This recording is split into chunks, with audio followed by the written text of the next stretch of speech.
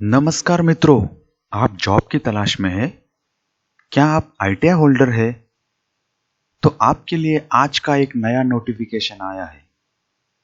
तो अभी तक आपने चैनल को सब्सक्राइब नहीं किया तो जरूर सब्सक्राइब कीजिए और ऐसे ही नए नोटिफिकेशन के साथ अलर्ट रहिए।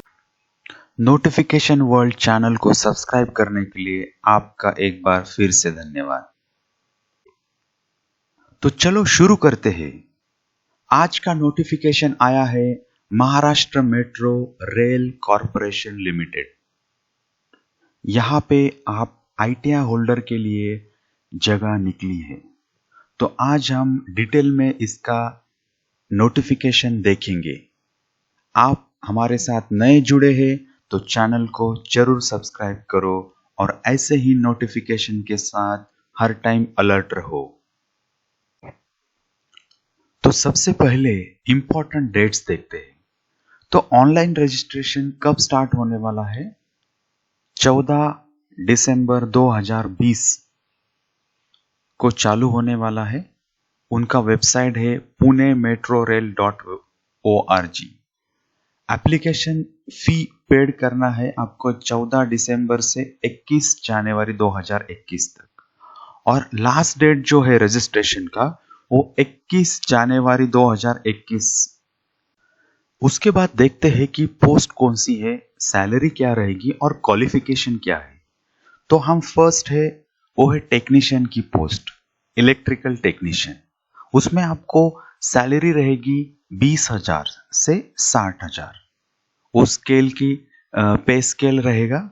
उसके बाद नंबर ऑफ वैकेंसीज कितनी है? तो टोटल 23 वैकेंसीज है, 23 वैकेंसीज है। उसके अंदर अनरिजर्व के लिए 12 है, एससी कैटेगरी के लिए 2 है, एसटी के लिए 1 है, ओबीसी के लिए 6 है और जो ईडब्ल्यूएस के लिए 2 है, इंक्लूडिंग एक्स सर्विसमैन उनके लिए 2 है। तो उसके बाद हम देखते हैं मिनिमम एजुकेशनल क्वालिफिकेशन क्या होने वाला है। आपका आईटीआई होना चाहिए इन इलेक्ट्रिकल वायरमैन। उसके बाद हम देखते हैं कि आपका एज कितना होना चाहिए। आपका एज 18 से 25 साल के अंदर होना चाहिए। उसके बाद आपको रिक्वायरमेंट क्या है? Domicile and knowledge of Marathi language. तो मराठी लैंग्वेज आपका आना चाहिए और डोमासाइल आपका महाराष्ट्र स्टेट का होना चाहिए। आपको Marathi reading writing and speaking ये तीनों भी आना चाहिए। उसके बाद देखते हैं कि दूसरा पोस्ट है फिटर टेक्नीशियन का। उसके लिए भी सेम है, आपका आईटीआई होना चाहिए फिटर ट्रेड में। और वहां पे जो वैकेंसीज है वो 13 वैकेंसीज है। यहाँ पे अनरिजर्व के लिए 7 है, एससी के लिए 1, एसटी के लिए 1 है, ओबीसी के लिए 3 वैकेंसीज है, ईडब्ल्यूएस के लिए 1 है और इंक्लूड है 1 वैकेंसी एक्स सर्विसमैन की। तो ये बात आपको ध्यान रखना है। तो हम आगे की पोस्ट देखते हैं अभी। उसके आगे की जो पोस्ट है सिविल टेक्नीशियन की है। उसमें पे स्केल आपको 20,000 टू 60,000 का है। यहाँ पे जो नंबर ऑफ वैकेंसीज है, 1 वैकेंसीज दी है। ओके, तो यहाँ पे आपका मिनिमम एजुकेशन क्वालिफिकेशन कितना है? आपका बिल्डिंग कंस्ट्रक्शन में ट्रेड होना चाहिए आईटीआई का। एक बात आपको अच्छी तरह से ध्यान रखना है। और दूसरा एक वैकेंसी है वो प्लम्बर के लिए है और ये दोनों जो वैकेंसीज है वो अनरिजर्व के लिए है। तो एक बात आपको ध्यान रखना है, आपका एज है वो 18 से 25 के बीच में होना चाहिए। आपका डोमिसाइल महाराष्ट्र होना चाहिए और आपको मराठी लैंग्वेज लिखना पढ़ना और बोलना आना चाहिए।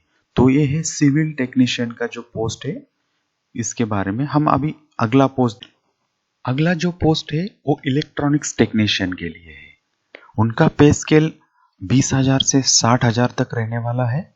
उसमें 13 वैकेंसीज है टोटल। उसमें अनरिजर्व के लिए 7 वैकेंसीज है, एससी के लिए 1 है, एसटी के लिए 1 है, ओबीसी के लिए 3 वैकेंसीज है और ईडब्ल्यूएस के लिए 1 है। उसमें इंक्लूडिंग है एक्स सर्विसमैन की वैकेंसीज।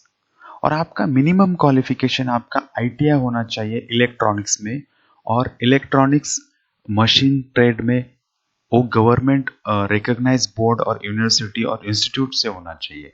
सेम आपका एज 18 से 25, 18 से 25 साल के बीच में आपका महाराष्ट्र डोमिसाइल होना चाहिए। आपको मराठी लैंग्वेज लिखना पढ़ना बोलना आना चाहिए। उसके बाद का जो पोस्ट है एसी एंड रेफ्रिजरेशन का, उसमें 2 जगह है और वो 2 अनरिजर्व के लिए है।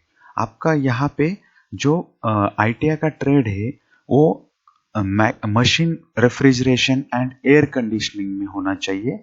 ये एक बात आपको ध्यान रखना है। सेम आपका एज 18 से 25 के बीच में होना चाहिए। आपको मराठी लैंग्वेज आना चाहिए, बोलना लिखना और पढ़ना, और डोमिसाइल आप महाराष्ट्र के होने चाहिए। तो ये आप देख सकते हैं 5 पोस्ट है टोटल डिफरेंट डिफरेंट ट्रेड के लिए। उसके बाद हम जॉब प्रोफाइल क्या रहने वाली है, यहाँ पे उन्होंने लिखा है कि आप electrical fitter, plumber, electronics, AC, refrigeration, इनका जो जॉब है इंटरचेंजेबल होने वाला है एज पर द रिक्वायरमेंट जैसे रहने वाली उसके ऊपर। आपको क्या करना है, मेंटेनेंस करना है किसका, कोचेस का, ट्रैक का और अदर इक्विपमेंट का। इन शिफ्ट ड्यूटी मतलब आपका नाइट ड्यूटी भी इसमें इंक्लूड है। उसके बाद उन्होंने बोला है कि आपका medical standard, highest medical standard fitness होना चाहिए। ओके, मतलब नेक्ट विजन उन्होंने दिया है 6/12। तो इसका जो डिटेल्स है उन्होंने मेडिकल फिटनेस का उनके वेबसाइट के ऊपर दिया है। तो एक बार आप उसको प्लीज चेक करो कि आपका मेडिकल फिटनेस सही है या नहीं। तो यहाँ पे आपका रिक्वायर्ड मेडिकल स्टैंडर्ड जिनका है मे ओनली अप्लाई उन्होंने यहाँ पे लिखा है। तो आगे उसके बाद हम देखते हैं सबसे इंपॉर्टेंट आपका सिलेक्शन प्रोसेस कैसे होने वाला है।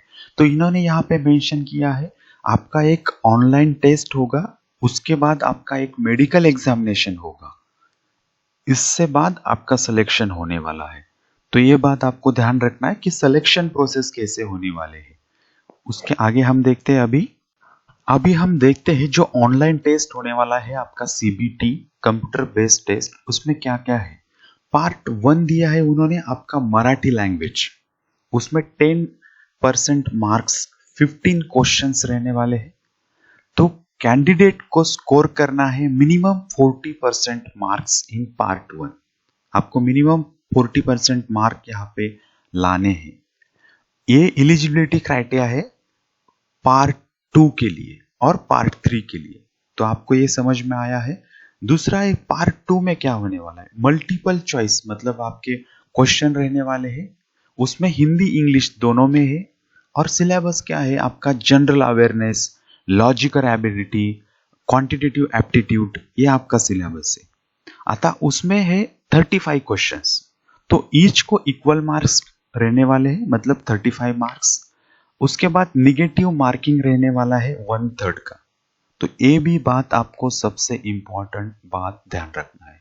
अभी पार्ट 3 क्या है, इसमें आपको डोमेन नॉलेज और आपकी जो डिसिप्लिन है उसके रिलेटेड, ट्रेड के रिलेटेड क्वेश्चन रहेंगे 100 क्वेश्चन, और 100 मार्क्स रहने वाले हैं। और उसमें भी निगेटिव मार्किंग है, 1/3 निगेटिव मार्किंग है। मतलब आपको 3 पार्ट में ऑनलाइन टेस्ट है आपका। फर्स्ट मराठी लैंग्वेज, उसके बाद आपका quantitative aptitude, general awareness, logical ability, और थर्ड है डोमेन नॉलेज के ऊपर।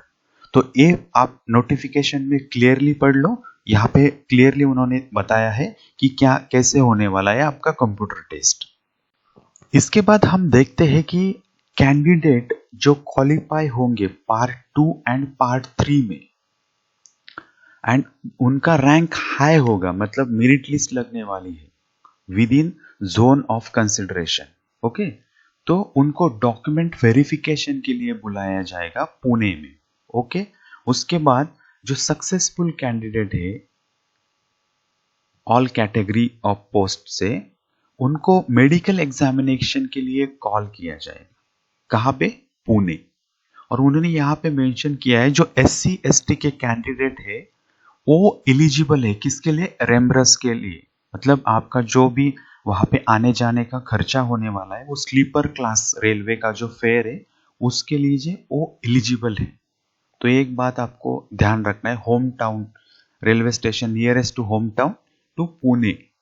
ओके, तो दूसरा है no reimbursement shall be made to the candidate appearing for the online examination. Online examination को आपका कोई रिम्बर्समेंट मिलने नहीं वाला। तो एक इंपॉर्टेंट बात है यहाँ पे। सबसे इंपॉर्टेंट आया है अभी पेमेंट कितना करना है आप लोग एप्लीकेशन फी का। जो unreserve, OBC, EWS including ex serviceman है उनको 400 रुपीज है और नॉन रिफंडेबल रहने वाले, और SC ST और वुमन कैंडिडेट के लिए 150 रुपीज फी है आपका। अभी सबसे इंपॉर्टेंट है आपने एडवर्टाइजमेंट को अच्छी तरह से पढ़ना है अप्लाई करने से पहले। उसका लिंक मैंने डिस्क्रिप्शन बॉक्स में भी दिया है और आपको स्क्रीन के भी अभी दिख रहा है, तो वहां पे जाइए, एडवर्टाइजमेंट को पढ़िए अच्छे से और फिर अप्लाई करिए। तो सबसे इंपॉर्टेंट है आपको ये वीडियो कैसा लगा। आप इस चैनल के साथ नए हैं तो लाइक करो, शेयर करो और सब्सक्राइब करो। हमारा प्रयास है कि ज्यादा से ज्यादा notification job related, exam related आपके पास पहुंचे। इसके लिए आप बेल आइकन को जरूर क्लिक करो। इससे क्या होगा, आपको नोटिफिकेशन मिलेंगे जॉब रिलेटेड। तो चैनल को जुड़ने के लिए धन्यवाद। इस वीडियो को ज्यादा से ज्यादा स्टूडेंट के साथ शेयर करो। अभी तक सब्सक्राइब नहीं किया तो चैनल को जरूर सब्सक्राइब करो। चैनल को सब्सक्राइब करो, notification world, get setup for success, और फेसबुक पेज को फॉलो करो और लाइक करो।